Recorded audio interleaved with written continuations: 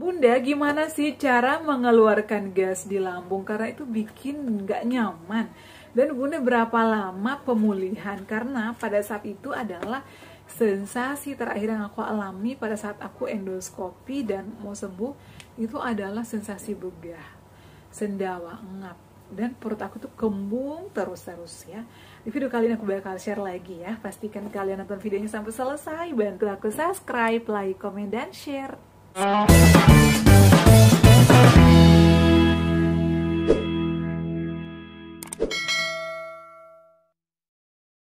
Assalamualaikum warahmatullahi wabarakatuh. Hai semuanya, kembali lagi di channel aku Adeva dan Bunda.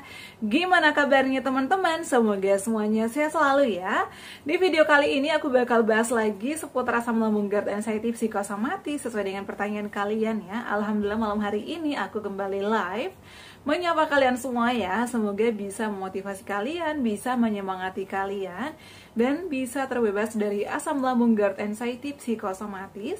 Dan di malam hari ini juga aku bakal bahas ya beberapa pertanyaan yang tadi belum sempat terjawab karena udah isya. Jadi insya Allah aku tuh bakal live ba'da maghrib ya, sekitar 30 menitan sampai isya. Jadi buat kalian yang pengen hadir di live aku boleh ya. Dan juga buat kalian yang baru bergabung di YouTube channel aku, selamat datang, selamat bergabung ya. Semoga video-video yang aku share bisa bermanfaat ya. Dan tentunya bisa memotivasi kalian dan bisa beraktivitas kembali seperti sedia kala. Nah, di malam hari ini aku akan bahas beberapa pertanyaan ya, terutama seputar banyak banget gas di lambung. Apakah Bunda pernah ngalamin ini? Pernah teman-teman. Jadi aku itu adalah peradangan di dinding lambung. Jadi untuk sensasi yang paling sulit aku lawan pada saat itu dan sensasi terakhir yang aku alami itu adalah begah, sendawa, ngap. Itu sekitar berapa lama Bunda? Aku tuh sekitar 7 bulanan ya mengalami itu. Menurut aku tuh udah konsumsi obat tapi kayak nggak ada perubahan gitu, makanya aku bolak-balik. Pasca endoskopi pun masih sama. Setelah endoskopi aku konsumsi obat sekitar 3 bulan, meskipun itu kayak masih suka kambuh begahnya, karena itu memang sensasi yang paling sulit aku lawan pada saat itu. Dan tadi itu ada pertanyaan, Bunda gimana caranya mengeluarkan gas di lambung, karena gas di lambung itu kayak membuat kita tuh ngap, sesak, nggak nyaman, dan biasanya nafas tuh kayak gelembung-gelembung, kemudian perut kita tuh kayak terasa gede ya, dan juga banyak sekali angin di dalamnya. Ini kenapa? Dan aku pun pernah mengalami hal ini teman-teman ya. Nah, ini tadi di live aku ya, kebetulan aku pakai kerudung yang sama. Bunda, atas nama Freshbot, Bunda cara mengatasi perut masih bergas, jadi kadang bernafas kayak gelembung yang keluar.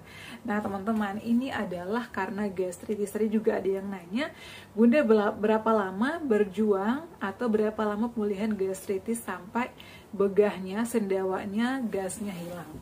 Nah jadi kalian wajib banget nonton videonya ya, aku bakal jelasin step by step sesuai dengan pengalaman pribadi aku. Nah, jadi teman-teman, aku itu setelah endoskopi ternyata ditemukan adanya radang di dinding lambung aku atau terjadi peradangan. Karena aku itu dulu sering banget telat makan, menunda waktu makan. Kemudian yang kedua adalah sering banget makannya banyak berlebihan dan gak dikunyah halus. Jadi itu yang buat aku peradangan di dinding lambung. Kemudian disertai dengan kecemasan karena aku itu adalah penyakit GERD anxiety psikosomatis. Jadi aku tuh juga selalu disertai sama kecemasan, ketakutan berlebih. Itu yang memperparah keadaan kita teman-teman. Jadi kita itu harus bisa menerapkan pola hidup sehat. Nah selain dibantu oleh obat-obatan dokter pada saat itu, yang beberapa kali aku minta diganti obatnya karena nggak cocok ya. Bukan nggak cocok mungkin karena belum waktunya sembuh juga. Jadi kata dokter, meskipun kita udah konsumsi obat-obatan, tapi kalau misalnya itu nggak cocok dan mungkin kondisi lambung kita yang udah menengah atau mungkin udah agak sedikit parah, itu bakalan sulit penyembuhannya dan membutuhkan waktu. Makanya kita harus mengenal ini. Dan kebetulan pada saat itu aku tuh terjadi peradangan ringan, harusnya kan cepat pemulihannya. Ternyata aku tuh kurang lebih berapa bulan aku pemulihan, masih kambuh-kambuh lagi, kumat lagi, dan lain-lain sebagainya. Disebabkan oleh apa? Karena aku itu susah banget mengontrol pikiran. Dokter, aku itu udah makannya udah dipantang, udah menghindari gorengan, udah menghindari tepung-tepungan, udah menghindari yang asam, kecut, udah menghindari kecapean, semuanya dihindari. Tapi pikiran aku tuh susah banget dikontrol, dan kata dokter aku itu yang buat aku sulit sembuh. Jadi teman-teman, kita tuh harus introspeksi diri. Kalau udah terapkan 3P-nya, udah tidur tepat waktu, berarti apa nih yang masih kurang? Bisa dari kecapean, bisa dari faktor pikiran. Itu bisa memicu begah-begah. Emang ada hubungannya bun, begah dengan pikiran? Iya ada dong. Karena pikiran dengan pencernaan itu berhubungan erat. Jadi kalau misalnya kita mulai pikirannya kemana-mana, mulai cemas, itu asam lambung kita naik. Kalau asam lambung kita naik, itu jadi gas. Produksinya asamnya banyak, menjadi gas. Itu yang buat kita kayak begah, sendawa, engap, dan biasanya itu membuat nggak nyaman. Sendawanya itu kayak sering gitu bun, tapi nggak plong. Jadi caranya tetap terapkan pola hidupnya, makannya sering porsi kecil. Yang kedua, tenangkan pikirannya dengan cara apa? Lakukan meditasi, lakukan relaksasi, lakukan yoga, olahraga ringan secara rutin. Karena itu adalah yang aku terapkan juga pada saat itu. Kemudian juga wajib konsumsi obat-obatan yang diresepkan dokter. Kalau kalian mau ikhtiar dengan obat-obatan lambung lainnya kayak obat herbal, obat tradisional, boleh-boleh aja. Tapi tentunya juga kita harus tetap menerapkan pola hidup sehatnya, terutama dari faktor pikiran. Kalau makanannya udah dipantang bun, udah nggak makan yang aneh-aneh. Makanan aku itu hanya nasi putih, sayur bening, ikan yang dipanggang, direbus, ataupun dipepes. Tapi kenapa masih belum sembuh juga? Itu berarti dari faktor pikirannya. Karena rata-rata orang-orang yang gastritis itu sulit sembuhnya karena dari faktor pikiran. Aku salah satunya. Udah enakan nih ya, udah beberapa hari enakan, udah makan ini itu, tiba-tiba dengar kabar apa, cemas lagi, kambuh lagi. Iya memang. Jadi cara mengatasinya, kalau misalnya kalian lagi udah baikan nih, tiba-tiba kayak dengerin apa atau kepikiran lagi, langsung pulang di rumah. Biasanya aku lakukan relaksasi, kadang aku mandi air hangat agar badan itu kayak enteng gitu ya. Habis mandi, balurin badan aku seluruh aromaterapi atau minyak kayu putih. Setelah itu aku putar yoga ataupun relaksasi. Dan sebelum itu biasanya aku ngemil dulu. Cemilannya juga cemilan-cemilan yang sehat. Nah, seperti apa? Olahan oat, ya misalnya puding, apa aja. Bisa juga ngemil buah-buahan, biskuit yang aman, itu boleh dikonsumsi di rumah. Nah, untuk cara-cara oat ataupun olah-olahan oat yang aman atau yang baik untuk asam lambung udah sering banget aku share, jadi kalian boleh cek ya di video-video aku. Nah kemudian kalau misalnya udah dilakuin segala cara bun, tapi kok gasnya masih banyak, boleh dikonsumsi jahe. Jahenya boleh dikasih kunyit, kemudian dikasih madu atau serai, itu bagus juga, bisa mengeluarkan gas-gas di lambung. Karena jahe ini kan dikenal ya anti radang, anti kembung ya, bisa mengatasi perut mual, kembung karena gasnya berlebih atau karena asam lambung. Kemudian kunyit ini juga bisa menyembuhkan lambung atau menyehatkan lambung kalau kita konsumsinya dengan cara yang tepat. Nah, cara yang tepatnya gimana? Caranya digeprek, setelah itu masukkan ke panci, direbus ya, bisa tambahkan gula aren, bisa juga tambahkan madu, kemudian dikonsumsi selagi masih suam-suam kuku. Itu enak kan? Tapi jangan dalam keadaan perut kosong teman-teman, harus setelah makan kalau aku pada saat itu. Nah kalau misalnya malas bun masaknya, bisa seduh aja dengan air panas, diiris tipis-tipis, atau juga bisa digeprek, kemudian masukkan ke gelas, kemudian setelah itu diseduh dengan menggunakan air panas, kasih madu atau gula aren. Itu enakan ya, bisa mengeluarkan gas-gas lambung. Biasa ini kita habis konsumsi itu kayak langsung sendawanya banyak. Tapi kalau misalnya belum ampuh juga bun, tetap aja masih begah, berarti itu dari pola pikirnya ya. Jadi sering-sering lakukan relaksasi, meditasi, yoga, agar kenapa? Otot-otot kita itu lebih rileks, pikiran kita lebih tenang. Kemudian wajib banget melakukan olahraga rutin. Kalau nggak di pagi, di sore. Kalau aku nih pada saat lagi kerja, biasanya aku olahraga di kantor, habis finger absen.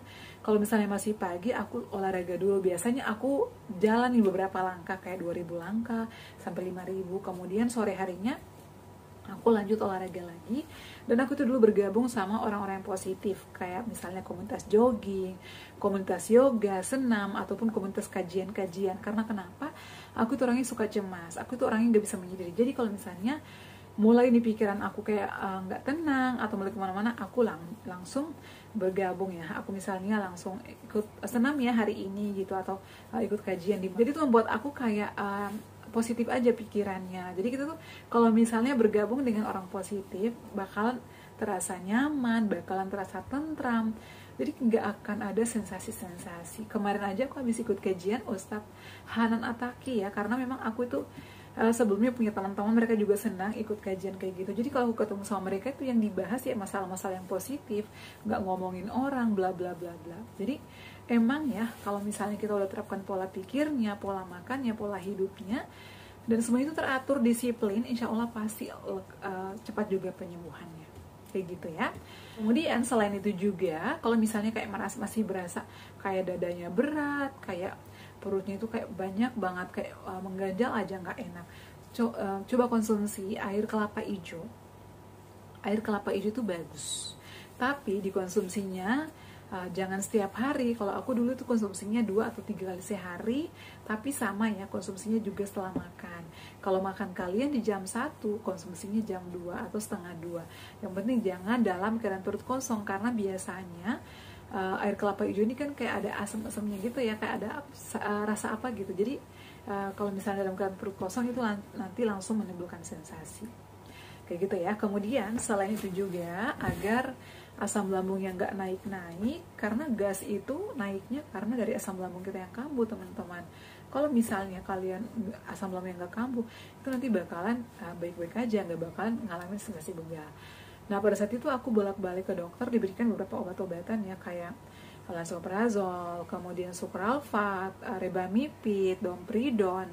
Selain itu juga aku setelah endoskopi itu karena gas di lambung itu banyak ya dan hijau-hijau, saat itu aku disaranin untuk konsumsi Nexium dan juga Fometa. Tapi konsumsinya aku tuh kurang lebih 10 hari. Pada saat itu disaraninnya sih konsumsi 2 minggu. Cuman pada saat aku mau kontrol lagi, pada saat itu obat aku habis.